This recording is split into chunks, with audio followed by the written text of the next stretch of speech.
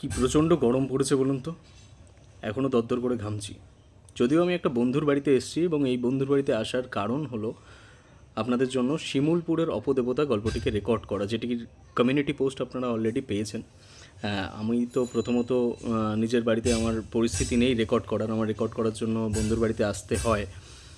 কিন্তু এখানে তো ফ্যান চালিয়ে বা অন্যান্য হাওয়ার ব্যবস্থা করে রেকর্ড করা যাবে না, তার কারণ একটা শব্দ আসবে, বাজে শব্দ হবে। এই জন্য আমাকে ফ্যান অফ করেই 2-3 ঘন্টা টানা একটা গল্প রেকর্ড করতে হয়, তারপরে আপনাদের জন্য তৈরি করি। তো আশা করি আপনারা যা ভালোবাসা দিচ্ছেন তার জন্য এই পরিশ্রমটা নিতান্তই অল্প।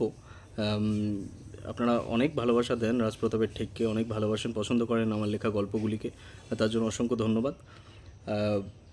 তারানাথ তান্ত্রিকের গল্প শিমুলপুরের অপদেবতা আসছে 16 তারিখ, অর্থাৎ আগামীকাল রাত ঠিক 9:30টায়। শুনতে ভুলবেন না এবং জানাতে ভুলবেন না গল্পটি কেমন লাগলো। আর যদি অবশ্যই খুব ভালো লেগে থাকে তাহলে অ্যাজ ইউজুয়ালি যেমন আপনারা নিজেদের পরিচিত মহলের নিজেদের বন্ধুবান্ধবের কাছে গল্পটিকে শেয়ার করেন, সেভাবেই শেয়ার করবেন এবং সাপোর্ট করুন, সমর্থন করতে থাকুন, ভালোবাসা দিতে থাকুন এবং বড় গুরুজনেদের বিশেষ করে আশীর্বাদ কিন্তু আমার খুব প্রয়োজন। সঙ্গে থাকুন। ধন্যবাদ।